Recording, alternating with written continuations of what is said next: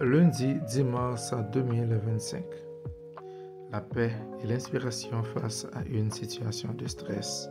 Partie 2 de Jérémie Saudril. Nous avons vu hier que la parole de Dieu nous dit qu'en toute chose, nous devons faire connaître nos besoins à Dieu par des prières et des supplications avec des actions de grâce. C'est ici la deuxième étape pour vaincre une situation de stress. Que ferez-vous si un événement inattendu vous atteint? Sachant que l'enfant de Dieu ne craint pas qu'un événement inattendu l'atteigne. Vous vous décidez automatiquement à ne pas stresser. Vous prenez la décision de ne pas écouter vos sentiments, mais d'obéir à Dieu en choisissant de ne pas vous inquiéter. Ensuite, Dieu nous demande de nous confier en lui. Commencez à dire tout de suite, n'attendez pas que la marmite déborde. Seigneur, merci car tu as promis d'être tous les jours avec moi et de m'accompagner. Tu m'as demandé de ne pas m'inquiéter. Je refuse de m'inquiéter par rapport à ce que je viens d'apprendre, ce que je viens de vivre ou ce que j'ai à faire.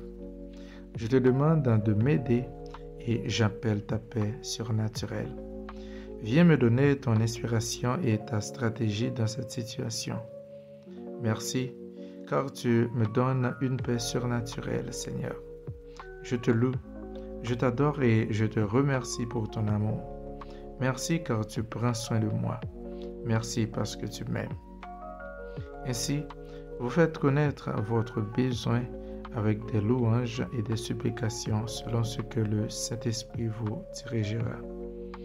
Et la paix de Dieu vous remplira. Philippiens 4, verset 7. Et la paix de Dieu, qui surpasse toute intelligence, gardera vos cœurs et vos pensées en Jésus-Christ. Nous avons souvent parlé de cette promesse de Dieu, mais Dieu veut nous donner autre chose, de l'inspiration. Si Dieu veut nous remplir d'une paix qui dépasse toute intelligence et qui garde nos cœurs et nos pensées en Jésus-Christ, c'est parce que Dieu veut aussi nous donner l'inspiration pour agir par rapport à cette situation. Il y a quelque chose que Dieu veut nous donner, qui dépasse notre intelligence humaine, quelque chose qui ne vient pas de notre âme, mais qui trouve son commencement dans notre cœur, dans notre esprit. Cela s'appelle l'inspiration. Dieu veut nous donner cette chose qui dépasse notre intelligence, qui est en fait quelque chose de spirituel, une inspiration divine pour faire face à cette situation. Il y a les situations de stress qui ne durent qu'un instant, mais il y a parfois des situations où le stress essaie de nous attaquer régulièrement face à un défi particulier. Cela peut être la garde des enfants pour une maman qui a été délaissée, une dette financière ou une crise économique personnelle, une maladie quelconque, etc. Dans ces situations, nous devons trouver l'inspiration divine. Dieu ne veut jamais nous laisser seuls.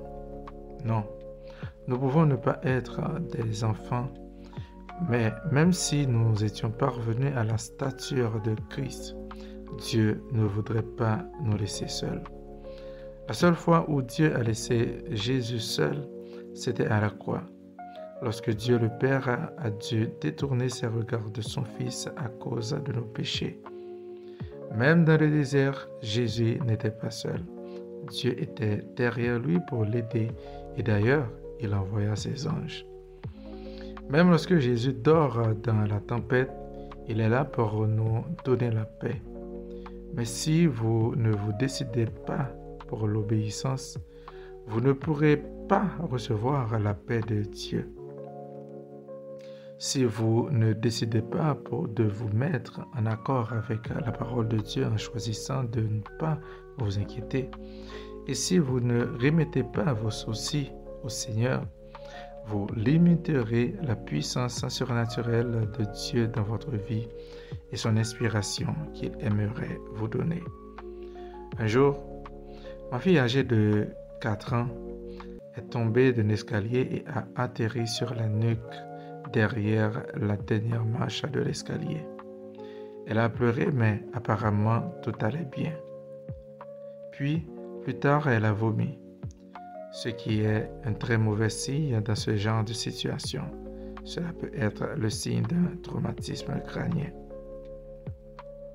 Je me souviens avoir posé ma main sur sa tête avec l'autorité en appelant la guérison de Dieu et en chassant tout mal. Puis, dans la soirée, alors qu'elle dormait dans sa chambre, elle a vomi de nouveau. Nous avons appelé les urgences qui nous ont très fortement conseillé de nous rendre à l'hôpital le plus proche. Finalement, ils ont envoyé 2 hommes qui sont montés à la maison un peu survoltés et qui l'ont amené à l'hôpital au son des sirènes de l'ambulance. Vous pouvez imaginer la situation? J'ai dévancé les pompiers qui pourtant passaient par l'essence interdit et le feu rouge. Je priais de toutes mes forces dans la voiture et en un instant, à une seconde très précise, la paix de Dieu coula sur moi d'une façon extraordinaire. C'était vraiment merveilleux. Arrivé à l'hôpital, le stress était pourtant revenu pour moi et dura toute la nuit jusqu'à ce que je reçoive le diagnostic. C'est dommage car j'aurais pu garder la paix de Dieu toute la nuit. Quand la paix de Dieu vient sur vous, gardez-la. Dieu est intéressé par notre paix. En fait, il est extrêmement intéressé à notre paix. Ici, je n'avais pas d'inspiration à recevoir, mais j'avais à garder cette paix surnaturelle de Dieu. Si vous remplissez ces 2 conditions, vous êtes dans la meilleure position pour que Dieu vous inspire nécessairement. 1 Corinthiens 10, verset 13. Aucune tentation ne vous est survenue qui n'ait été humaine. Et Dieu, qui est fidèle, ne permettra pas que vous soyez tentés au-delà de vos forces. Mais avec la tentation, il préparera aussi le moyen d'en sortir, afin que vous puissiez la supporter. N'oublions pas qu'il existe un don spirituel qui s'appelle la parole de sagesse.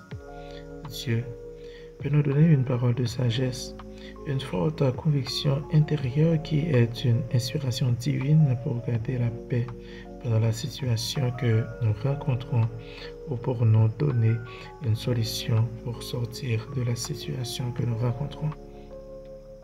Job 38, verset 36. Qui a mis la sagesse dans le cœur ou qui a donné l'intelligence à l'esprit? Ce verset parle d'une intelligence et d'une sagesse du cœur, de l'esprit.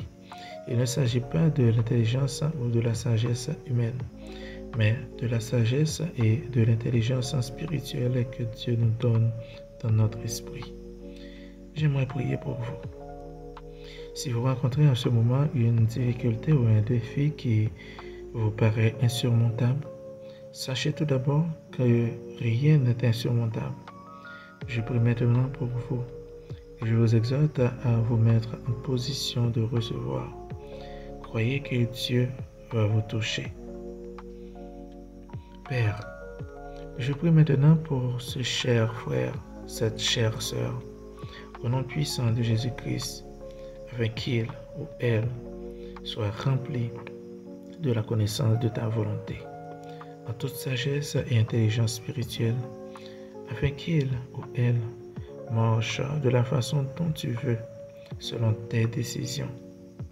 Je proclame la paix surnaturelle de Dieu dans ses pensées et dans son cœur. Gloire à toi, précieux Père. Gloire à Jésus-Christ. Amen. Colossiens 1er, verset 9. C'est pour cela que nous aussi, depuis le jour où nous en avons été informés, nous ne cessons de prier Dieu pour vous et de demander que vous soyez remplis de la connaissance de sa volonté, en toute sagesse et intelligence spirituelle. Amen.